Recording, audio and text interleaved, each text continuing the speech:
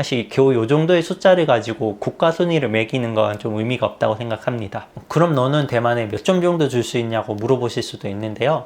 저는 100점 만점이라고 하면 네, 안녕하세요. 대만 이야기하는 바로내국생활입니다. 얼마 전에 외국인이 뽑은 살기 좋은 나라 순위라는 기사가 또 났더라고요. 이런 기사의 내용에는 전혀 관심이 없는데 그래도 한번 살펴는 봐야겠다 싶어서 살펴보고 그 느낀 점을 한번 이야기해 보려고 합니다.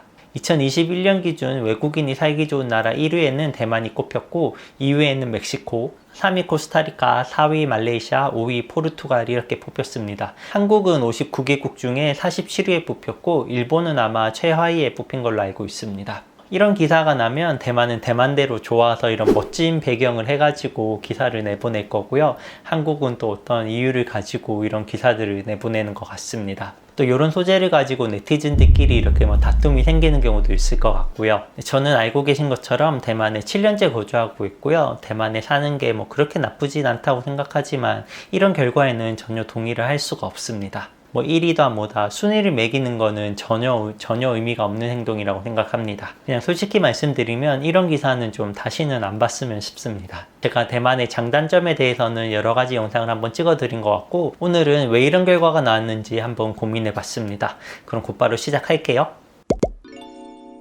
첫 번째, 설문조사 기간과 방식의 문제. 이 결과를 발표한 기관은 독일에 헤드쿼터를 두고 있다고 하는데요. 2020년 최고의 도시, 최악의 도시를 발표한 걸 보면 1위는 여전히 타이페이가 뽑혔고 2위는 쿠알라룸푸르, 3위는 호치민이 꼽혔습니다. 같은 연도에 다른 시간에 발표한 기사를 보면 1위는 발렌시아가 꼽혔고요. 2위는 알리칸테, 3위는 리스본이 꼽혔습니다. 같은 기관에서 같은 연도에 조사를 해서 발표를 했는데 이 두 개를 보면 정말 개연성이 없는 걸 확인할 수 있었습니다.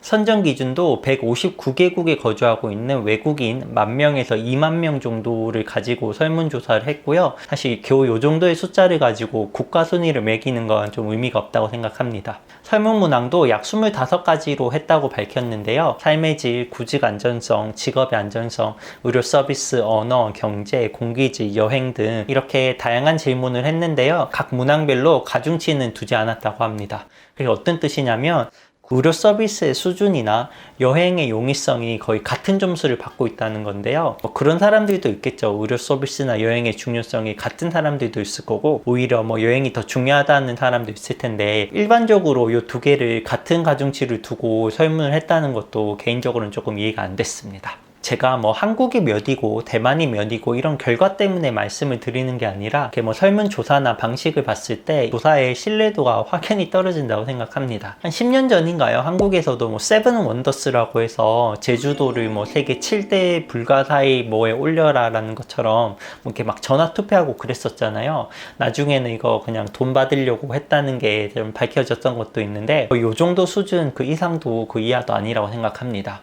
그럼 이 독일에 위치한 조사기관은 왜 이런 결과를 내고 있는 걸까요? 제가 조금 생각하고 있었던 게 있는데 직접 웹사이트에 들어가 봤더니 그냥 확실히 드러났습니다. 오르게니제이션이라고는 하는데 그냥 정회원이 되려면 멤버십에 가입을 하고 매달 얼마 정도의 돈을 내야 됐어요. 토킹이나 뉴스나 정보 등을 받는 경우도 있었고 제가 외국에 간다고 하면 그 외국에 있는 이제 집 찾는 부동산 중개인들을 연결해주는 그런 이익단체였는데요. 한마디로 그냥 회사였어요. 회사. 이런 회사다 보니까 미디어들이 관심 가질 만한 설문조사 같은 걸 해서 프레스 릴리즈를 내고 미디어들은 그냥 가십성 기사로 이런 거 올리면 되고 이 회사는 그런 뉴스를 보고 찾아오는 멤버십들을 통해서 이익을 얻고 하는 그런 구조였던 것 같아요. 그러니까 이런 순위를 매기는 것 자체가 뭔가 전문성을 갖고 하는 게 아니라 그냥 이익단체 이익을 위해서 이런 설문조사를 내보내고 있는 것 같았어요. 그럼 대만이 1위인 게 전혀 터무니없는 이야기인가요? 사실 그런 건 아니에요. 대만이 외국인이 살기에는 좋은 나라임에는 틀림이 없는데요. 그래서 지금부터는 외국인이 정말 투표를 했다면 왜 이렇게 좋은 점수를 줬는지 또 저라면 대만에 100점 만점에 몇 점을 줬는지 한번 이야기해 보도록 하겠습니다. 일단 이 설문조사는 이 단체에 가입되어 있는 멤버십을 대상으로 진행을 했는데요. 이 멤버십은 결혼을 목적으로 온 게 아니기 때문에 보통은 취직이나 주재원으로 왔을 거고 대만에서 외국인을 채용하는 회사는 그 규모가 일정 이상 되어야 하고 외국인에게는 더 높은 임금을 주도록 되어 있기 때문에 일반적으로 대만에 있는 외국인의 삶의 만족도는 조금 더 높을 수밖에 없습니다. 또 회사 대우만 좋아서는 안 되겠죠. 생활 환경도 받쳐줘야 되는데 타이베이는 기본적인 인프라가 잘 갖춰져 있습니다. 대중교통이나 교육, 편의시설, 의료시설 등이 잘 갖춰져 있고 이 타이페이 도시 자체도 그렇게 큰 편은 아니기 때문에 각각의 접근성도 나쁘지가 않습니다. 그렇기 때문에 외국에서 혼자 오든 가족이 오든 일정 수준 이상의 인프라는 모두 이용할 수가 있습니다. 대만에서 취업을 한다거나 일정 기간 이상 합법적으로 거주하는 경우에는 의료보험을 이용을 할 수가 있고요. 비용이나 의료 서비스나 의료 접근성도 정말 좋은 편입니다. 물론 저도 큰일이다 싶으면 언어 문제나 심적 안정성 때문에 한국에 돌아가겠지만 이거는 외국에 있는 대만 사람들도 마찬가지예요. 그래서 대만에 있는 의료 서비스도 외국인한테는 좀 좋은 점수를 받았을 것 같고요. 그리고 아마 이 부분이 외국인에게 가장 큰 점수를 받았을 것 같습니다. 외국인 프렌들리입니다. 사실 외국인을 무시하거나 배척하거나 잘 안 어울리려고 하는 나라들이 제법 있는 걸로 알고 있어요. 그런데 대만은 이런 부분에서는 정말 큰 점수를 주고 싶습니다. 뭔가 목적이나 의도를 가진 게 아니라 그냥 외국인이면 대만 사람들이 더 잘해주려는 성향을 갖고 있는 것 같아요. 그냥 그게 생활이고 습관인 것 같아요. 사람이나 개인뿐만 아니라 기관이나 시스템도 정말 잘 마련이 되어 있거든요. 혹시 혐한 댓글 준비하고 계신 분 있으면 이제 그런 이야기는 그만하시고요.